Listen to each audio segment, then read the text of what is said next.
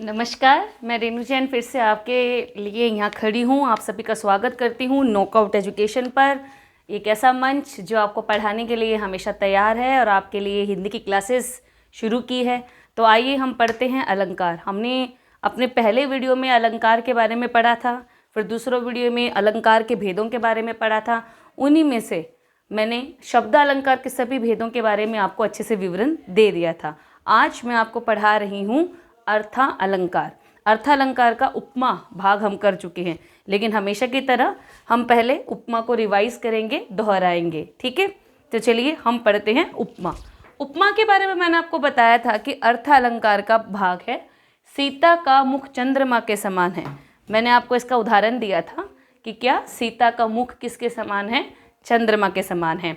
अर्थात जिसके अंदर उपमा और उपमान और समान धर्म और वाचक शब्द, इन चारों के धर्मों के द्वारा जब किसी कविता की पंक्ति में सुंदरता उत्पन्न होती है, उसका सौंदर्य बढ़ता है या उसको समझकर हम अपनी बात कह पाते हैं, उपमा अलंकार कहलाता है। देखो, मैंने एक एग्जाम्पल आपको, उदाहरण आपको बताया था, सीता का मुख चंद्रमा के समान है।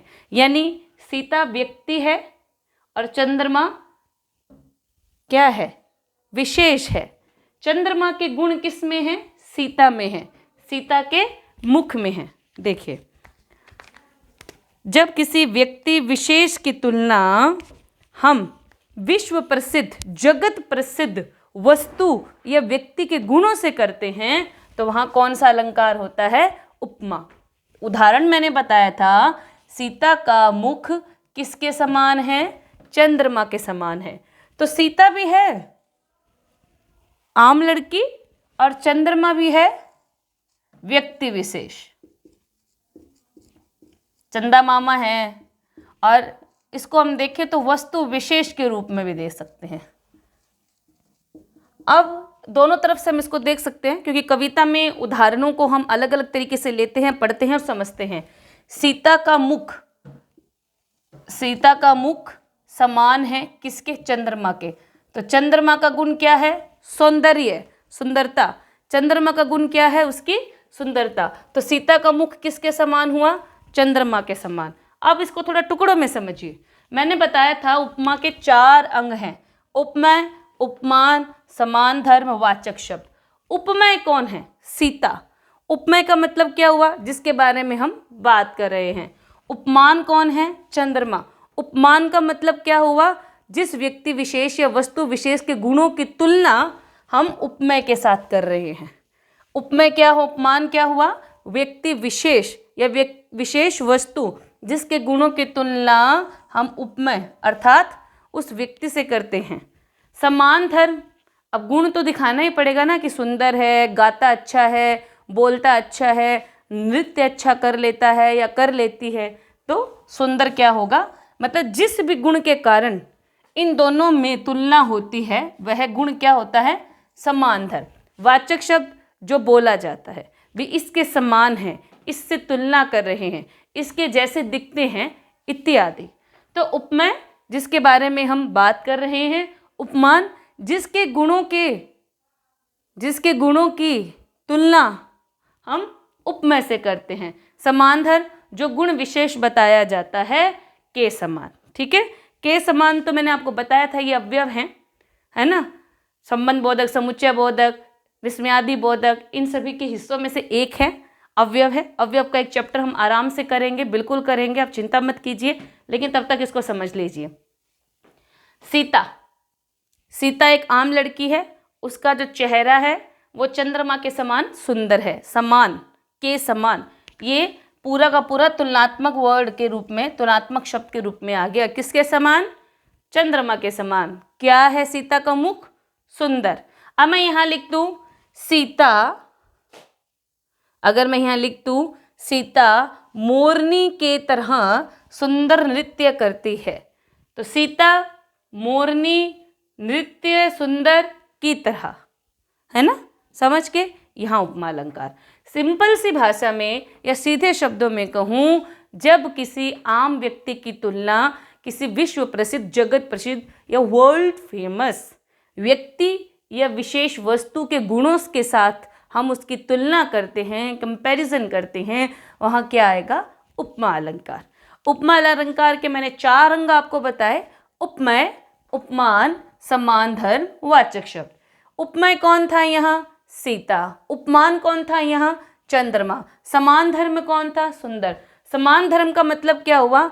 इन दोनों के बीच में जिस बात को लेकर तुलना हुई है, वो किस बात को लेकर तुलना हुई है? सुंदरता को लेकर। किस बात को लेकर? सुंदरता को लेकर। वाचक शब्द क्या था? मतलब जिस बोला किसके साथ गया? के समान। अब ये तो नहीं कह सकते थे ना सीता चंद्रमा सुंदर, सीता का मुख चंद्रमा सुंदर, बीच में हमें वाचक भी तो धर्म तो चाहिए था ना, इन दोनों को जोड़ने वाली कड़ी भी तो चाहिए थी ना। वो जोड़ने वाली कड़ी या वाचक शब्द क्या था? के समान।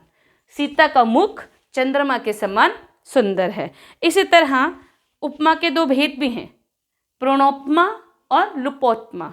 पूर्णोपमा में जिसमें 4 धर्म होते हैं, और लुपोत्मा में जब इनमें से कोई एक धर्म गायब हो जाता है, गौण हो जाता है, या किसी एक धर्म का प्रयोग नहीं होता। ठीक है, समझ गए होंगे। चलिए, मेरे हिसाब से उपमा का मैंने उदाहरण दोबारा आपको करवाया, वो आपको समझ में आया होगा। अत्यंत ही आसान और सरल शब्दों में मैंने आपको बताया है। अब आइए रूपक। रूपक, रूपक कितना आसान है। इसमें भी उपमा और उपमान आता है। उपमा मैंने क्या बताया? जिसके बारे में हम बात करते हैं या उसके गुणों के बारे में बात करते हैं। उपमान जब उस आम व्यक्ति की तुलना हम किसी विश्व प्रसिद्ध या जगत प्रसिद्ध या वर्ल्ड फेमस व्यक्ति या वस्तु के गुणों से करते हैं, है ना, तो उपमेय और उपमान आपको अच्छे से क्लियर है। अब रूपक में क्या है? जहाँ गुण की अत्यंत समानता दर्शाने के लिए, अत्यंत मतलब 2 लोगों के गुणों की तुलना हो रही है और पहले वाला व्यक्ति का गुण उसके बिल्कुल नज़दीक है, बिल्कुल पास में है, और उनकी निकटता मतलब उनके गुणों की तुलना करते हुए उसको दर्शाने के लिए उपमेय और उपमान को हम एक कर देते हैं। वो व्यक्ति भी हो सकते हैं, वस्तु भी हो सकते हैं, कोई 2 समान को हम साथ मिला के हम कंपेयर। मान लीजिए, देखिए मेरे पास मार्कर है, उदाहरण के लिए मेरे पास 2 मार्कर हैं। पहला है काला रंग का, दूसरा है हरा रंग का। तो दोनों अलग अलग हैं और दोनों का प्रयोग मैं कर रही हूँ। अब दोनों में किसी रूप में समानता दिखाऊं या रंग भेद दिखाऊं या किसी भी तरीके से दोनों की समानता दिखाने के लिए उनके गुणों का एक ही रूप कर दूं, वहाँ कौन सा अलंकार आएगा? रूपक अलंकार आएगा। कैसे? एक कर देते हैं। ध्यान रखना, उपमेय और उपमान को उन दोनों की निकटता दर्शाने के लिए हम क्या कर देंगे? एक कर देंगे, या फिर उपमेय पर उपमान का आरोप कर देंगे। उपमेय पर उपमान का क्या कर देंगे? आरोप कर देंगे। तो वहाँ क्या आएगा? रूपक अलंकार। आप उदाहरण के जरिए समझिए, आपको बहुत आसानी से समझ में आएगा। 2 चीज़ें हैं, ठीक है, उपमेय है, उपमान है। उन दोनों की विशेषता दर्शाने के लिए, उन दोनों के गुणों को एक दर्शाने के लिए हम उन दोनों को क्या कर देते हैं? जोड़ देते हैं, आपस में मिला देते हैं। और जब मिलने के बाद उस शब्द की सुंदरता हमें समझ में आती है तो हम चमत्कृत होते हैं कि वाह, लिखने वाले ने क्या लिखा है। तो उसी को क्या कहते हैं? रूपक अलंकार कहते हैं। अच्छा, मैंने आपको बताया था महाकाव्य के अंदर रामायण है, शकुंतला है, महाभारत है। शकुंतला को किसने लिखा है? महाकवि कालिदास ने। और कालिदास जी क्या थे? उपमा अलंकार का सर्वथा और बहुत सुंदर तरीके से प्रयोग किया है। उनके महाकाव्य शकुंतलम में उपमा अलंकार का अत्यधिक प्रयोग किया है और सबसे सुंदर प्रयोग किया है। इसलिए महाकवि कालिदास को उपमा अलंकार प्रयोग करने का भी श्रेय जाता है। और सभी जगह आप देखो, साहित्य काव्य पढ़ो तो उनका काव्य कैसा है जिसमें उपमा अलंकार की अधिकता और सुंदरता दोनों आपको देखने को मिलेगी। एक प्रश्न का उत्तर मैंने अभी आपको दिया है, ठीक है। तो जहां गुण की अत्यंत समानता दर्शाने के लिए उपमेय और उपमान को हम मिला देते हैं, एक कर देते हैं, ज्वाइंट कर देते हैं, जोड़ने पर उनका योग से जो चमत्कार उत्पन्न होता है उसको हम क्या कहेंगे? रूपक अलंकार। उदाहरण के लिए देखो, जलता है यह जीवन पतंग, जलता है यह जीवन पतंग। अब इसके बीच में मैंने एक चीज की कमी रखी है, क्या? इस योजक चिन्ह की, ठीक है ना। जब ये योजक चिन्ह 2 शब्दों को आपस में जोड़ता है तो इन दोनों शब्दों के रूप क्या हो जाते हैं, एक हो जाते हैं। जैसे माता पिता, माता और पिता, समझ में आए ना, समास करते हैं ना हम। तो जीवन और पतंग। अब पतंग का क्या है, एक तो उड़ने वाली पतंग हो गई, लेकिन हम यहाँ पतंग को किस रूप में लेंगे, एक कीट के रूप में, एक कीड़े के रूप में लेंगे। जीवन से तो आप समझते ही हैं, हमारा जीवन, हमारी जान, हमारे प्राण, ठीक है। तो हमारे प्राण क्या हैं, उस कीट की तरह, उस पतंगे की तरह। मम्मी बोलते हैं ना, कीट पतंगे घर में बहुत आ गए हैं, है ना। तो पतंग क्या है, कीट है, कीड़े हैं, जो छोटे छोटे उड़ने वाले कीड़े होते हैं ना, जो लाइट के आसपास मंडराते रहते हैं, उसे क्या कहते हैं, पतंग, ठीक है। तो उन पतंगों के समान है, उन छोटे कीटों के समान है। अब दोनों को एक कर दिया ना। जीवन क्या है, उपमेय, पतंग क्या है, उपमान। उपमेय उपमान, हाँ, एक और रूपक अलंकार पहचानने की एक और निशानी है। जब आपको दो शब्दों के बीच में ये योजक चिन्ह नजर आए तो आप ग्रह विग्रह करके देख लीजिएगा, रूपक अलंकार आएगा। ज़्यादातर इस योजक चिन्ह का प्रयोग जहाँ दो शब्दों के बीच में होता है वहाँ रूपक अलंकार आता है, ध्यान रखिएगा। छोटा सा ट्रिक है, पर यहाँ ट्विस्ट भी है। पर आप हमेशा अलंकार निकालने से पहले उसकी एक बार एक्सप्लेनेशन जरूर कर लीजिएगा, विवरण जरूर बना के देख लीजिएगा कि वो लाइन क्या कह रही है, क्या वो दो शब्द आपस में मिल रहे हैं। हाँ, ज़्यादातर रूपक अलंकार में योजक चिन्ह आता है क्योंकि दो शब्द आपस में मिलते ही है। उपमेय पर उपमान का आरोप होता ही होता है। अब पतंगे का आरोप क्या है कि हमारा जीवन कैसा है, उस छोटे कीट के समान है जो कभी भी फुर हो सकता है, या कभी भी उड़ सकता है, कभी भी टूट सकता है, कभी भी हम मर सकते हैं, ठीक है ना। तो जीवन का तो कोई भरोसा है नहीं, भगवान के हाथ में है, हमारे हाथ में तो है नहीं। हम 100 साल की 150 साल की प्लानिंग करते हैं, लेकिन वो प्लान कभी काम आए नहीं आए वो हम भी नहीं जानते, ठीक है ना। तो हमारा जीवन कैसा है, इस पतंगे के समान है जो कभी भी चलते चलते उड़ते उड़ते हम यूं करते हैं, बेचारा चला जाता है, मर जाता है। तो हमारा जीवन भी उसके समान है। तो हमारे जीवन और कीट के जीवन में समानता है और दोनों को एक ही कड़ी में दिखाया गया है। तो यहाँ क्या आएगा, रूपक अलंकार। मैंने लिखा भी है, जीवन पतंग अर्थात जीवन रूपी पतंग, कभी भी डोर टूट सकती है। जीवन पर पतंग का आरोप कर दिया गया है, डोर कटी पतंग छूटी, डोर कटी हम छूटे, है ना। तो जीवन पर पतंग का आरोप कर दिया गया है, तो वहाँ क्या आएगा, रूपक अलंकार। समझ में आया आप सभी को, आशा करती हूँ। बहुत आसान तरीके से और सरल शब्दों में आपको बता रही हूँ, आप भी समझिए, कोशिश कीजिए। मेरे चैनल को लाइक, कमेंट और शेयर करते रहिए, सब्सक्राइब करते रहिए। आपकी कोई भी प्रश्नोत्तरी है या प्रश्न आपके दिमाग में है तो मुझसे पूछते रहिए। हाँ, मैंने कुछ वीडियो में आपसे प्रश्न पूछे हैं, मैं धीरे धीरे आंसर दूंगी ना, धीरे धीरे उत्तर आपको मिलेंगे ना। जवाब जानने के लिए आपको जुड़ना भी तो जरूरी है, तो जुड़े रहिए और जानिए कि मैंने आपको क्या क्या पूछा है और क्या क्या जवाब आपको मिले हैं। मैंने उपमा अलंकार का सर्वाधिक प्रयोग करने वाले कवि का बता दिया और कौन से महाकाव्य में सबसे ज़्यादा उपमा अलंकार प्रयोग हुआ मैंने ये भी बता दिया। बाकी प्रश्नों के उत्तर भी मैं आपको दूंगी।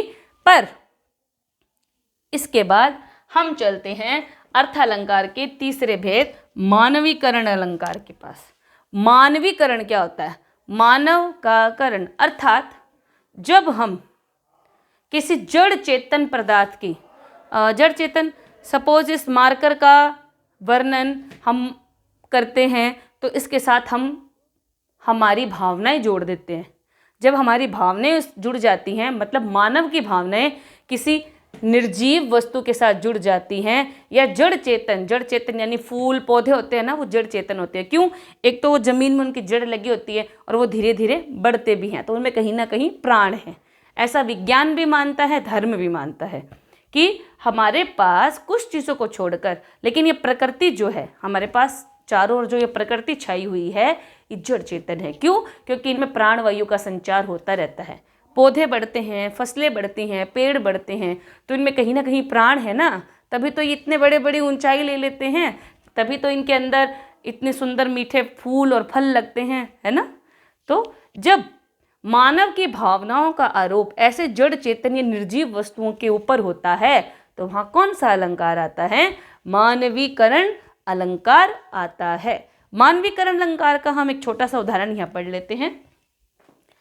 उदाहरण से पहले, जहां मानवेतर प्राणियों या जड़ पदार्थ पर मानवीय भावनाओं का आरोप होता है, मानवीय भावनाओं का आरोप होता है, उसे हम क्या कहते हैं? मानवीकरण अलंकार। उदाहरण स्वरूप देखो, उषा सुनहले तीर बरसती जय लक्ष्मी सी उदित हुई। उषा, उषा का मतलब क्या हुआ? क्या हुआ? जब सूर्योदय होता है तो सूर्य की किरणें धरती पर आती हैं तो कैसी दिखती हैं? बहुत गोल्डन सी नजर आती है ना, बहुत सुंदर और सुनहरी नजर आती है ना, आती है ना। तो क्या है? उषा सुनहले तीर। तो उषा की उन किरणों को किसके समान बताया है? सुनहरे तीर के समान बताया है। इसी तरह एक नायिका क्या कर रही है? एक नायिका, नायिका समझते हो? हीरोइन, ठीक है, सिंपल भाषा में बता देती हूँ, एक्ट्रेस, ठीक है। हीरोइन जब बाहर आती है पानी में से नहाकर तो उसका शरीर उषा के समान चमक रहा होता है और वो अपनी सुंदरता के तीर क्या कर रही है? चारों ओर बरसा रही है। क्या कर रही है? चारों ओर बरसा रही है। यहाँ उषा को सुनहरे तीर बरसती हुई नायिका के रूप में दिखाया गया है। ये तो एक कविता की कुछ 2 पंक्तियां हैं। ये पूरी कविता पढ़ोगे ना तब आपको समझ में आएगा कि किस तरह नायिका उस उगते सूरज की रोशनी में आती है और अपनी सुंदरता से चारों ओर सबको मंत्रमुग्ध कर देती है। हम एक और पढ़ लेते हैं।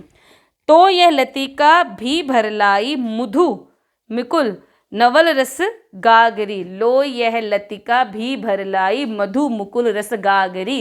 लतिका, लतिका का मतलब क्या हुआ? बेल। बेल समझते हो ना? अमर बेल लगाते हैं, मनी प्लांट लगाते हैं, तो वो क्या है? क्रीपर्स ही हैं। वो यूं बढ़ते हैं ना और उनको बांध के रखना पड़ता है। उनमें मतलब सख्त ढांचा नहीं होता, वो सॉफ्ट होती हैं। वो यूं करके लंबाई की ओर बढ़ती जाती है। वो लतिका क्या है? इस तरह बढ़ रही है, जैसे ही उनके ऊपर सूरज की किरणें पड़ती हैं तो ऐसे लगता है अमृत रस बरसा रही हैं। तो मानव की भावनाओं को जड़ चेतन पदार्थों के साथ जोड़ दिया गया, तो उसे हम क्या कहते हैं? मानवीकरण अलंकार कहते हैं। तो आइए इन 3 अलंकारों को अच्छे से हम पढ़ें, जानें, और इनसे संबंधित आपके कोई भी प्रश्न हैं तो आप मुझे कमेंट बॉक्स में डालकर बता सकते हैं। मेरे चैनल को सब्सक्राइब कीजिए, नॉकआउट एजुकेशन, और मेरी वीडियो को लाइक कीजिए, कमेंट कीजिए, शेयर कीजिए।